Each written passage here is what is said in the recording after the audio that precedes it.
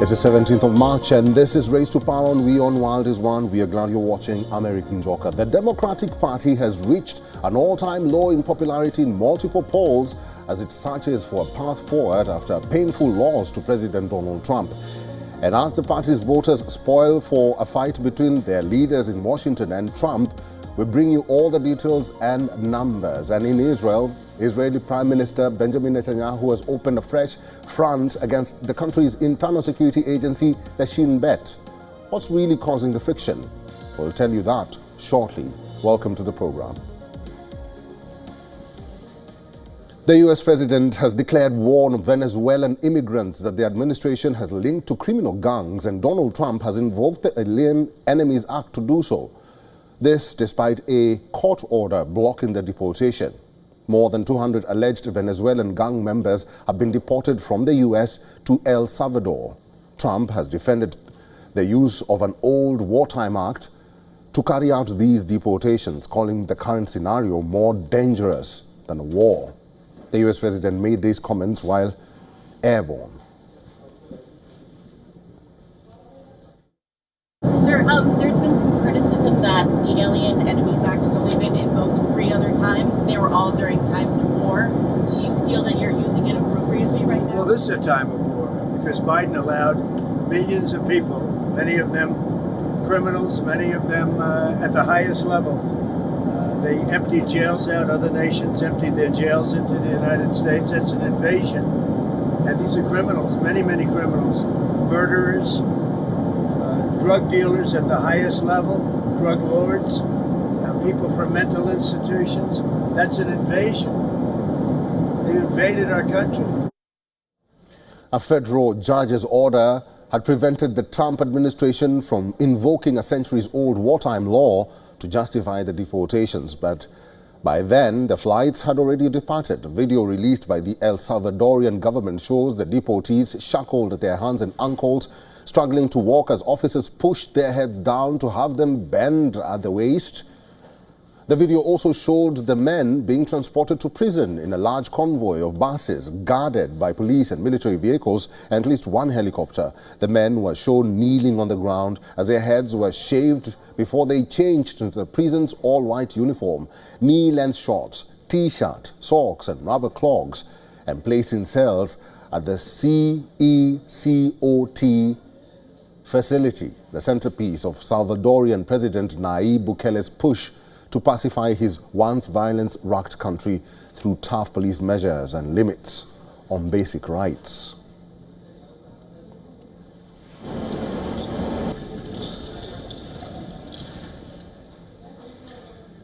Meanwhile, the Venezuelan government has strongly condemned the use of the Trump administration's wartime declaration to deport its citizens. Venezuela has called it a dark episode in human history reminiscent of slavery and Nazi concentration camps. The gang known as Tren de Aragua originated in an infamously lawless prison in the central state of Aragua and accompanied an exodus of millions of Venezuelans, the overwhelming majority of whom were seeking better living conditions after their nation's economy came undone last decade.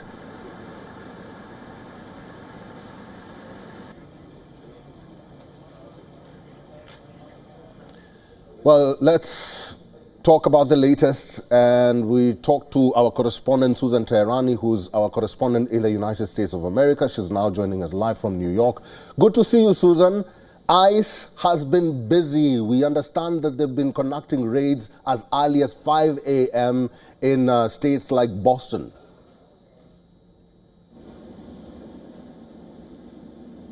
Yeah, I mean, this was one of President Trump's campaign promises to get, first and foremost, illegal aliens in the United States who have committed a crime or who have a court order against them already and they haven't left, to get them out of the United States. And this is just part of that. Those raids continue not only in places like Boston, but also here in New York as well, where ICE has asked a lot of these hotels that were migrant shelters, turned migrant shelters, to hand over the names and identities of the people who are at their facilities to see which one of them perhaps are part of these alleged gang members, which of them have court orders that they should already be deported and which of them perhaps have broken the law and need to leave right away. So yes, full force ICE with the leadership of Tom Homan, of course.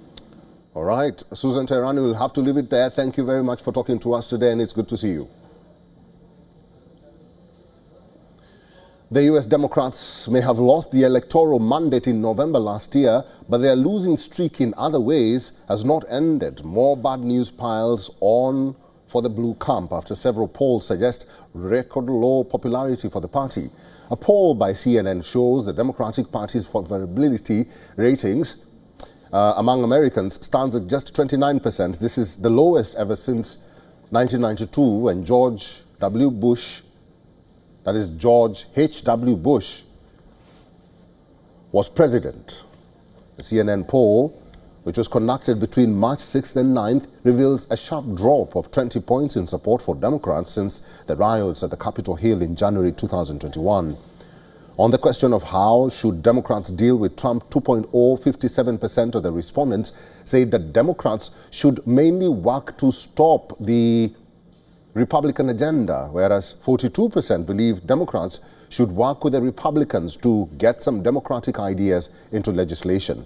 The poll has also put question marks on the leadership of the Democratic Party. 52% of the respondents say that the current leadership is taking the party in the wrong direction. Another poll, which was conducted by NBC News, paints a grim picture as well. The survey also reveals a historic low in popularity. Out of all the self-identified Democrat voters surveyed, only 27% say they have positive views of the blue camp and blue party. For the NBC2, this is the lowest the Democrats have polled in 35 years since 1990. The voters' position has also changed drastically on how they want congressional Democrats to act.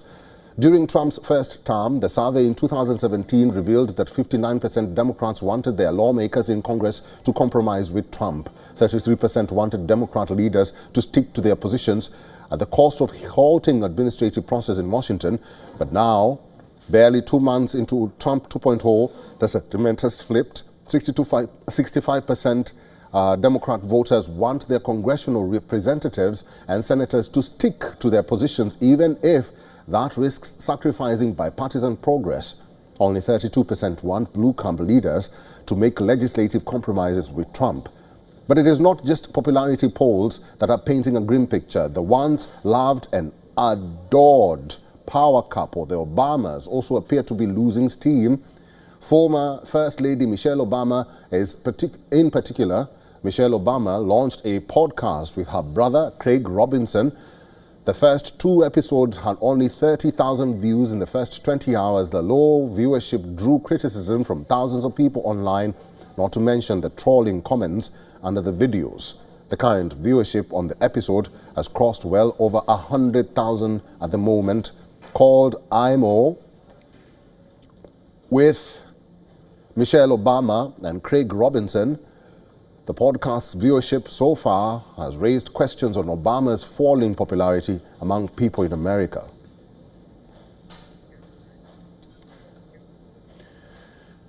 Calvin Duck is a political analyst, democratic strategist, principal and co-founder of RC Communications based in Washington, D.C. He's now joining us live from Washington, D.C. Good to see you again, Calvin Duck. There are many people who are suggesting that the Democratic Party should be aiming for the midterm elections in 2026. Do they have time? Do they have the grit? Do they have the power to do that? Thank you for having me. Good to be here. I think that's important, but I think the Democrats, in particular the Democratic Party, has to focus on 2025, specifically March 2025.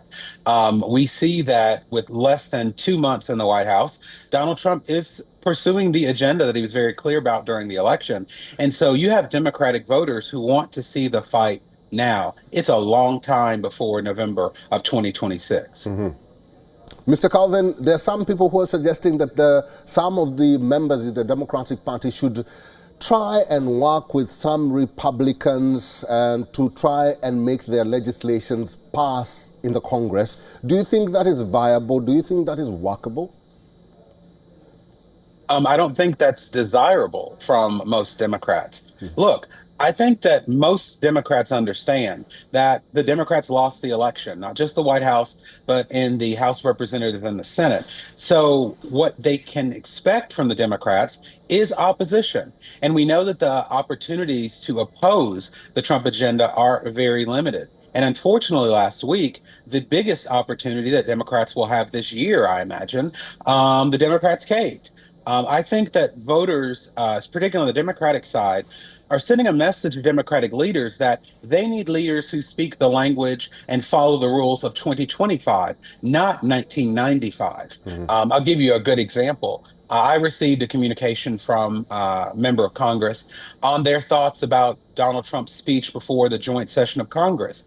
It came 1 week after the speech, and it was a 3-page letter detailing point by point the issues that she had with what he proposed. Who talks like that in 2025?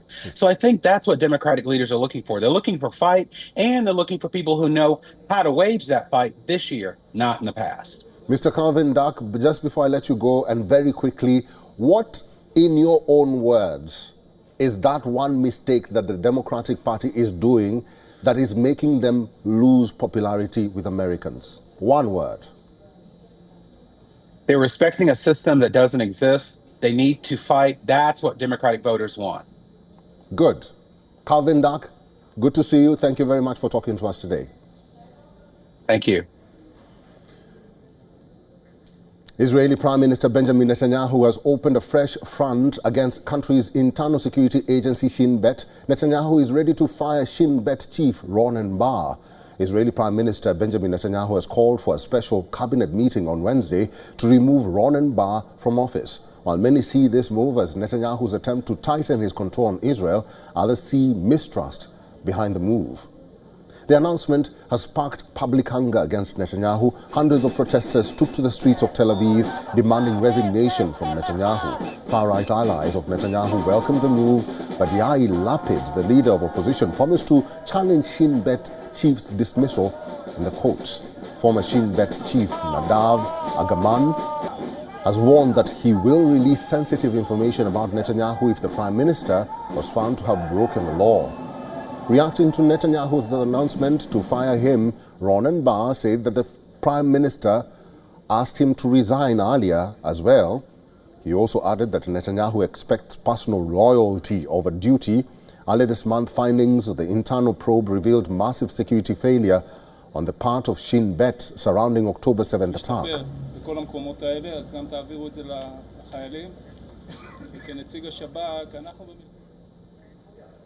With the Ukrainian troops struggling to keep a tough front on the front lines, Zelensky has once again announced a major reshuffle in the military. The Ukrainian president has replaced Anatoly with Major General Andriy Haninov as the new chief of staff.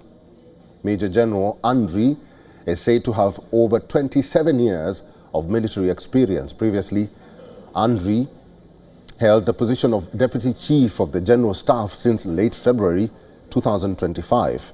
Hours after announcing the change in guard, Zelensky held a meeting with Defense Minister Rustem Umerov and the new Chief of the General Staff, Andriy, to chalk out a fresh military blueprint.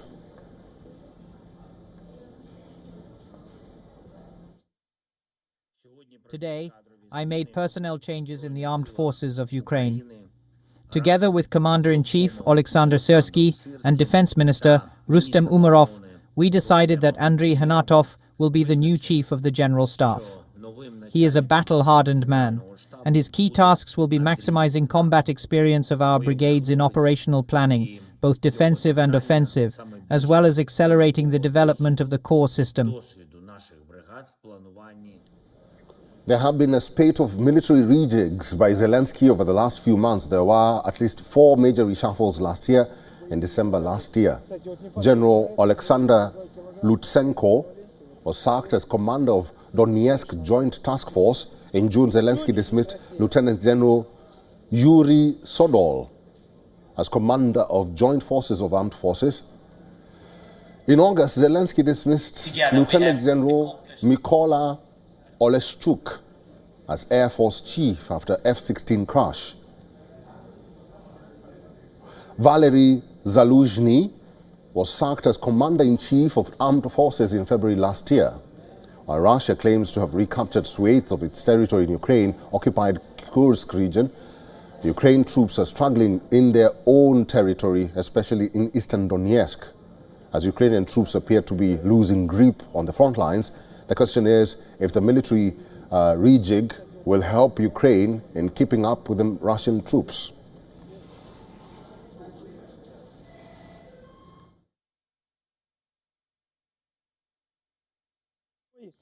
Гранатомет. Написано, что взрыблено в Украине.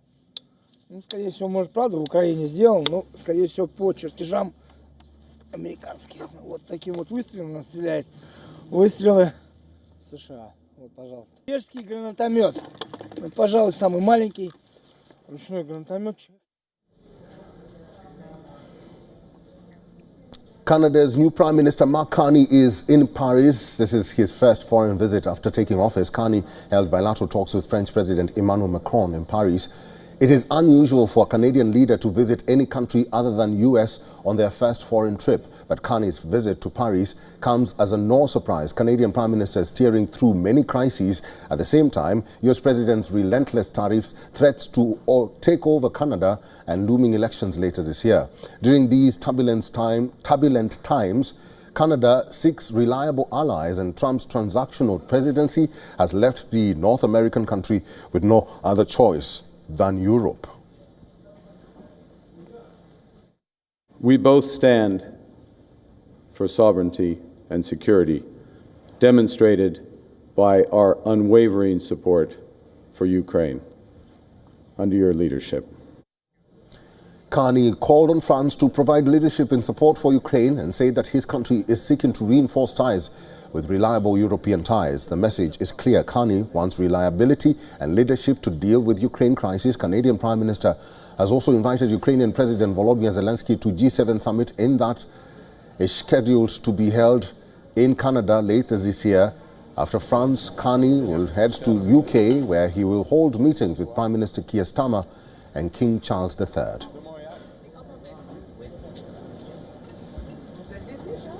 Cela montre aussi l'importance de tous les défis en commun que nous avons. As the debate over language policy continues to simmer in India, Andhra Pradesh Chief Minister N. Chandrababu Naidu weighed in on the issue, stating that people who study in their mother tongue excel globally. Addressing the State Assembly, Naidu noted that language is merely a tool for communication and that knowledge is not tied to any specific language, further adding that learning multiple languages, including Hindi, is beneficial for work, as Hindi would help in communication in Delhi. However, Naidu's stance on promoting Hindi as part of multilingual education contrasts with the views of Andhra Pradesh Deputy Chief Minister Pawan Kalyan. Kalyan previously stated that there were no objections when Tamil movies were dubbed into Hindi for financial gain, which drew criticism from some quarters. However, in a post on X, Kalyan clarified that his party's stand is on linguistic freedom and choice of education for every Indian, and that misinterpreting the NEP for political gains shows a lack of understanding. The ongoing row between the National Democratic Alliance government at the centre and Tamil Nadu's DMK's government revolves around the three-language formula. Tamil Nadu Chief Minister M.K. Stalin has expressed concerns that the policy gives more importance to Hindi over regional languages, affecting the state's linguistic identity. Meanwhile, the centre argues that the NEP promotes multilingualism and provides flexibility in language education.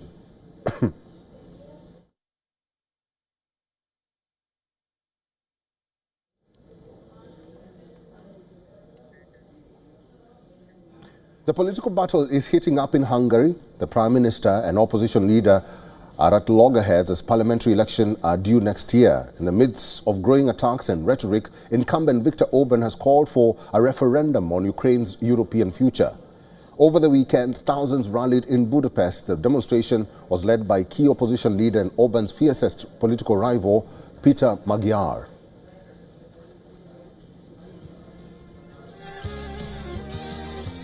Once a key ally of Orban, Magyar defected and built an opposition movement to take his friend-turned-foe down. Hungary's stance on the Ukraine war and the country's internal corruption issues are the basis of Magyar's challenge to Orban. We ask for a real alliance, a real authorization from all Hungarians, not only a change of government, but also a real change of regime. Hungary wants to live again. Spring is coming, the spring of the Hungarians, and together we will put an end to the winter of Orban.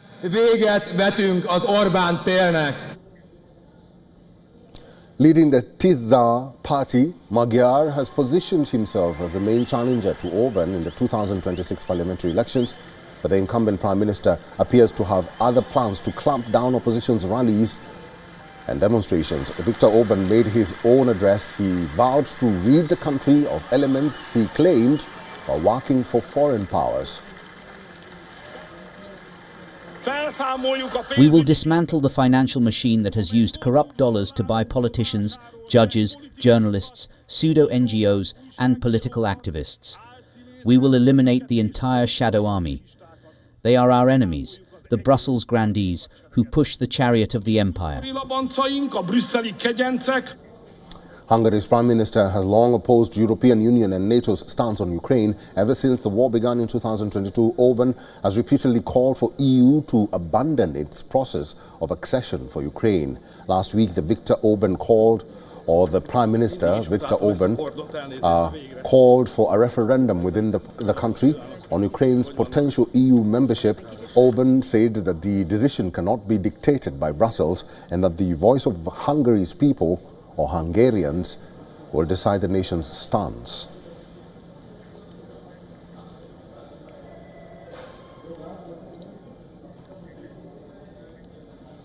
The Philippines is witnessing multiple rallies and protests ever since ex-President Rodrigo Duterte was put on trial at the International Criminal Court. Over the weekend, several rallies were held in Manila.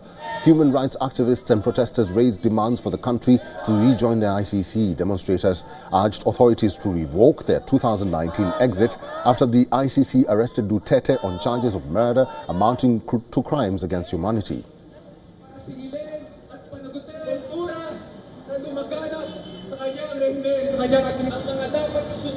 Rejoining the ICC is the logical step forward after delivering Duterte to the ICC. If the Marcos government is serious in pursuing justice and accountability, we need the ICC to fight for the victims of extrajudicial killings and the widespread killing of our people. 79-year-old Duterte has been accused of funding and arming death squads in his crackdown on drugs during his presidential term back in 2016 to 2022. Details allege that the so-called war on drugs resulted in over 6,200 suspects being killed. These include purported drug users, drug and dealers as well. This is the official number released by the police. Activists allege the toll is much higher. Interestingly, the Philippines withdrew from the ICC back in 2019. However, the judges ruled that since the alleged crimes took place during the period when Manila was still an ICC member, the case falls under its jurisdiction.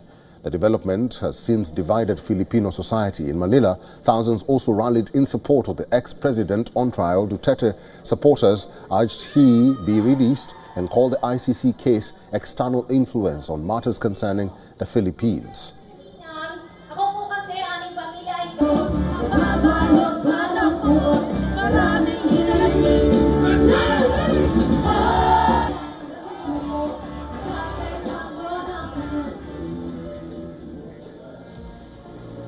And that's the latest on this edition of Race to Power on WION The World is One. Thank you for watching.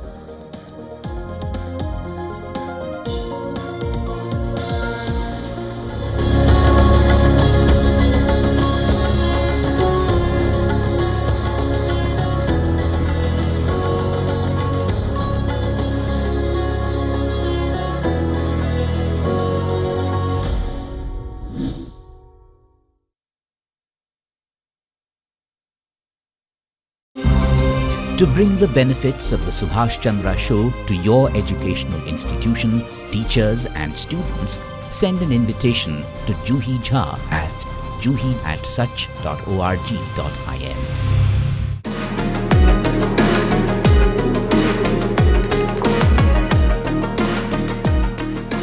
Catch me on Token Money Magnet as I demystify tokenization for you, only on WION.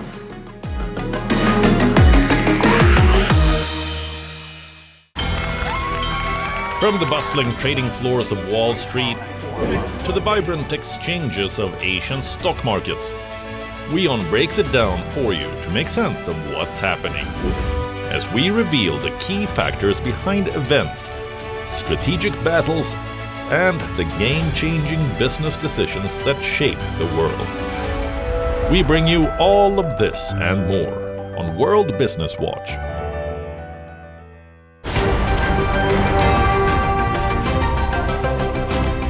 Ready to dive into your daily dose of news?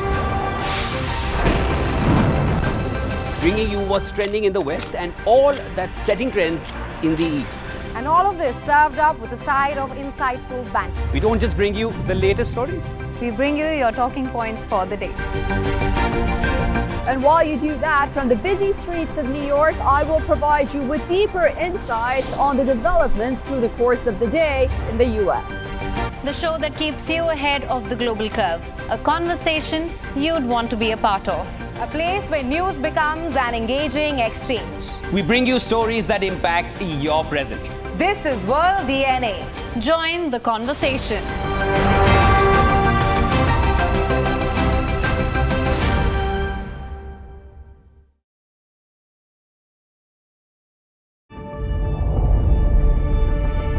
The Earth is sending distress signals.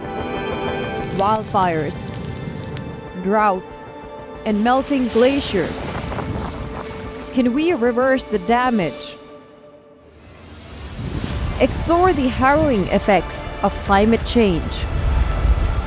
It's a wake-up call. Global emergency. Climate Tracker on WION World is One. The stress of our world can take a toll on our physical and emotional health. Here, in New York's Catskill Mountains, lies a luxurious place of healing called WION Wellness Center. The WION Wellness Center provides 500,000 square feet of natural methods to manage diabetes, hypertension, chronic pain, obesity, depression, anxiety, and other conditions. We use the traditions of centuries-old natural science from India, yoga, Ayurveda, acupuncture, and naturopathy in personalized programs that help you take charge of your own health.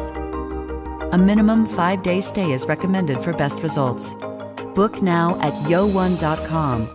WION, India's global voice, the channel that brings you the biggest stories from across the world through India's lens. Now available in more than 190 countries worldwide. Because we believe that the world is one.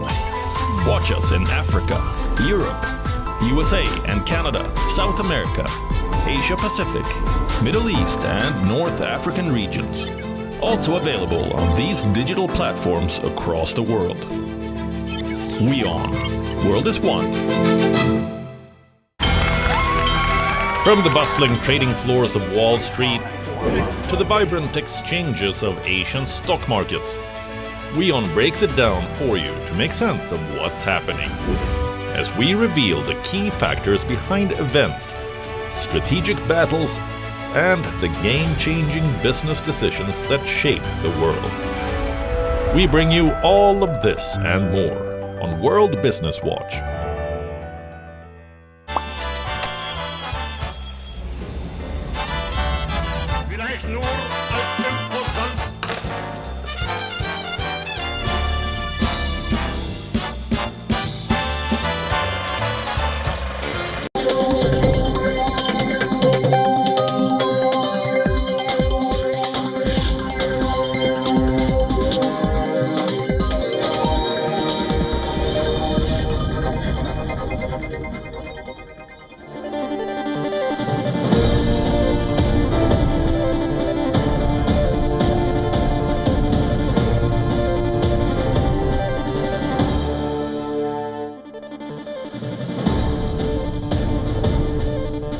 Welcome back and thank you for staying with us.